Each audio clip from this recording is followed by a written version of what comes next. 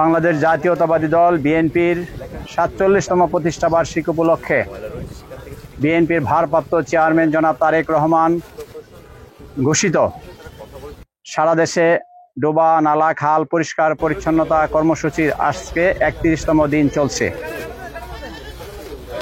September মাসের ২ তারিখে ১৫ নম্বর সেক্টরে ২ নম্বর ব্রিজের সংলগ্ন খাল পরিষ্কার পরিচ্ছন্ন কার্যক্রমের শুভ উদ্বোধন ঘোষণা করেছিলেন বিএনপির সংগ্রামী মহাসচিব অত্যন্ত পরিচ্ছন্ন রাজনীতিবিদ মির্জা ফখরুল ইসলাম আলমগীর সাহেব। তার সাথে ছিলেন ঢাকা মহানগর উত্তর বিএনপির সংগ্রামী আহ্বায়ক জনাব আমিনুল হক সাহেব এবং সদস্য সচিব হাজী মোস্তফা জামান সাহেব। তারপর থেকেই আমরা উত্তরা পশ্চিম থানা বিএনপির সকল পর্যায়ের নেতৃবৃন্দ, ১ নম্বর ওয়ার্ড এবং ৫১ নম্বর ওয়ার্ডের সকল পর্যায়ের নেতৃবৃন্দ এবং পশ্চিম থানা বিএনপির সকল অঙ্গ সংগঠন নেতৃবৃন্দ, ঢাকা ১৮ আসনের বিএনপির নেতৃবৃন্দ সহ আমাদের প্রায় ৪০ থেকে ৫০ জন শ্রমিক রূপায়ণের গেট থেকে বিজিএমএ যাওয়ার আগ পর্যন্ত এই দুটি লেকে কাজ করছেন। এই সকল শ্রমিক ভাইদেরকে আমরা নিজেরাই তাদেরকে সহযোগিতা করে থাকি।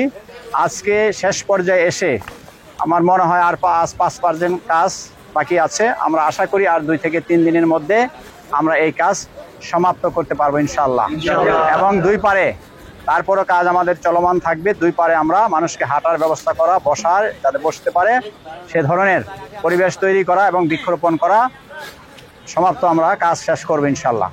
এবং ৩১ দফা যে ঘোষণা করেছেন মাননীয় ভারপ্রাপ্ত চেয়ারম্যান জনাব তারেক রহমান সকল রাজনৈতিক পেশিবাদ বিরোধী সকল রাজনৈতিক দলকে সাথে নিয়ে তার ভিত্তিতেই আমরা প্রতিটা পাড়ায় মহল্লায় ৩১ দফার দাওয়াত আমরা পৌঁছে দিব এবং এভাবেই প্রতিটা পাড়ায় মহল্লায় ১৮ আসনের বিভিন্ন এলাকায় যারা নেতাকর্মী রয়েছেন তাদের কাছে অনুরোধ করব আপনারা প্রতিটা গ্রুপে ভাগ হয়ে এলাকায় আপনাদের মহল্লায় যে সকল ডোবা নালা ড্রেন ময়লা আবর্জনা রয়েছে সেগুলো পরিষ্কার করুন।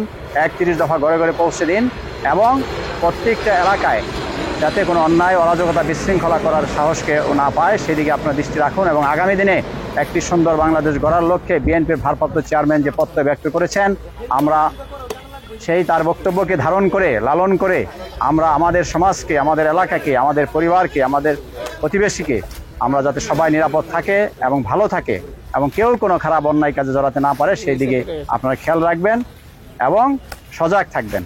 এই বক্তব্য রেখে আপনারা কালকেও আবার এভাবেই প্রতিদিন যেটা বলে থাকি আরও নেতাকর্মী বা জনসাধারণকে সম্পৃক্ত করে আমরা সকালে কাজে অংশগ্রহণ করব। এই কথা বলে সবাইকে ধন্যবাদ জানিয়ে আমি আমার বক্তব্য শেষ করছি। খোদা হাফেজ।